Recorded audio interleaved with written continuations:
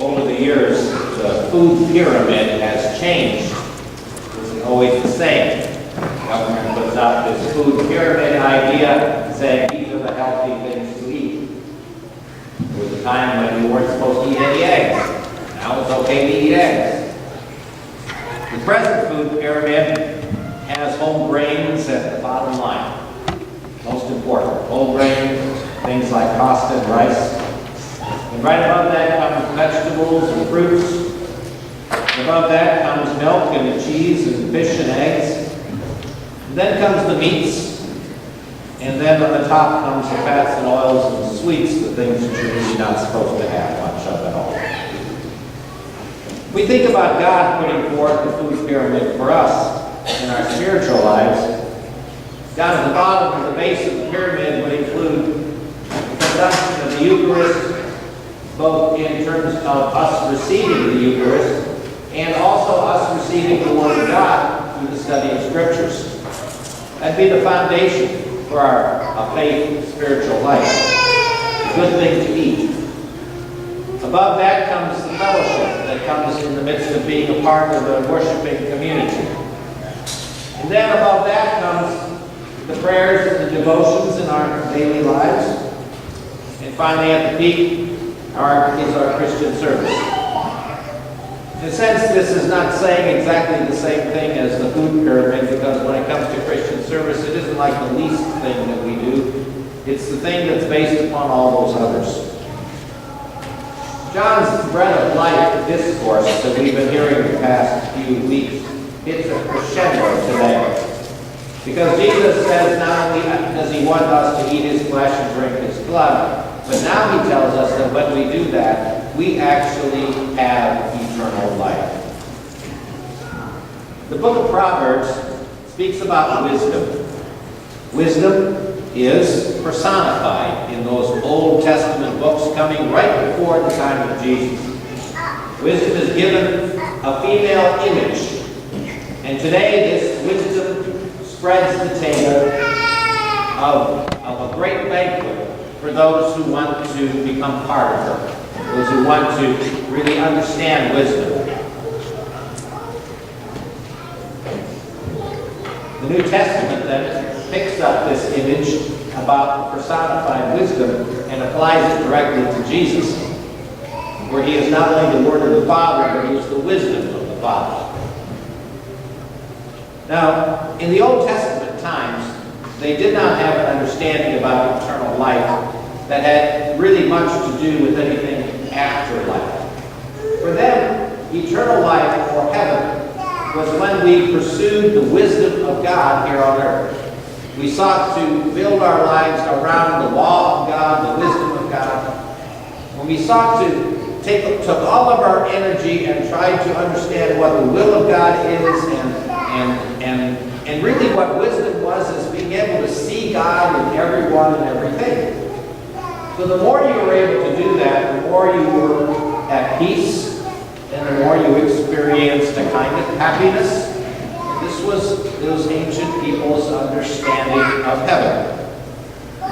So wisdom today puts out this feast for us.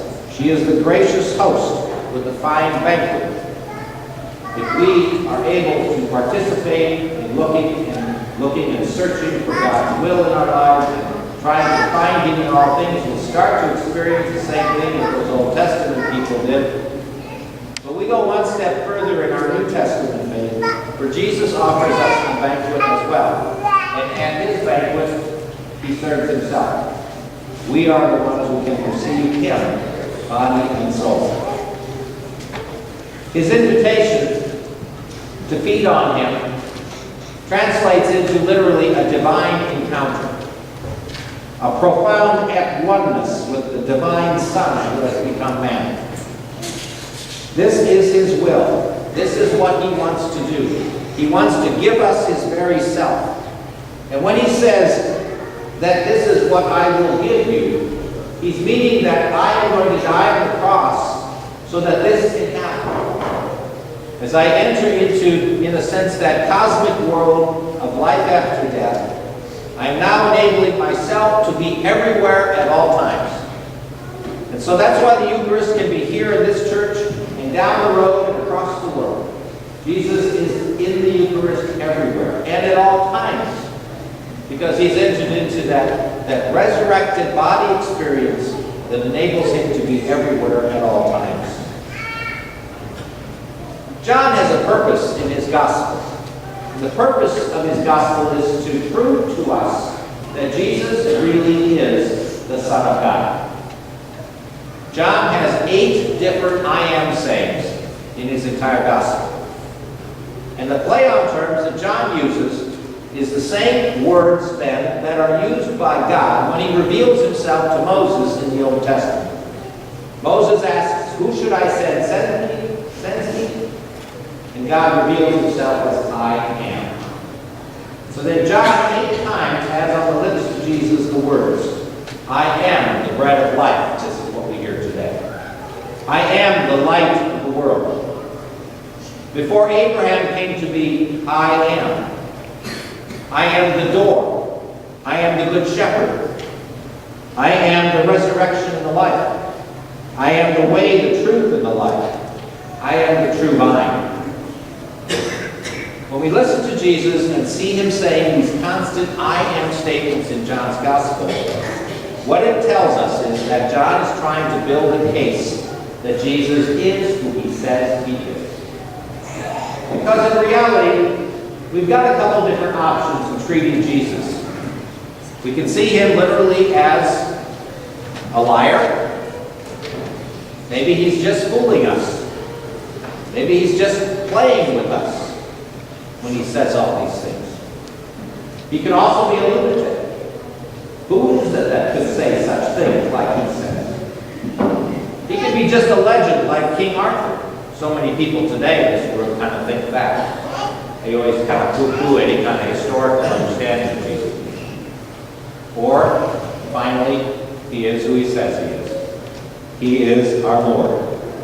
And we can rely on his words, especially the words that he speaks to us today in the Eucharist, when he says, "This is my body, this is my blood." And blessed are those who have not seen and yet believe. If our belief in the Eucharist and our understanding about Jesus wanting to have that intimate relationship with us is a little difficult to accept by our own consciousness in this day and age, perhaps a story will help to illustrate that. There was an astronomer who said to a priest one time, he says, "You know, all this stuff that you guys teach us about the Eucharist and this, that, and the other thing, all the morals and doctrines in the church," he says, "it's all so complicated. Why can't it be just this? This is what I think it's all about." He says, all you need to do is do unto others what you would have them do unto you. What more do you need to know? And the priest says, "Well, that's a good thought." He says, "But then let me respond this way to you."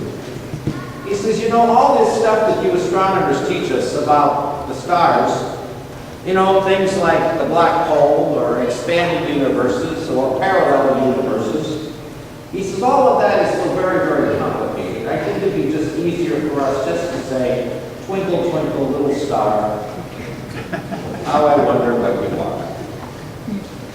Well, it's an interesting take on that for us Catholics, it may be difficult for us to understand all these things about what Jesus tells us. But what's most important is that we can trust him. And that's what John is telling us. That I am, meaning he is who he says he is. And therefore, we can believe him. And we can trust him. So the food pyramid for us puts Jesus right there at the base of it. His, in a sense, whole brain presence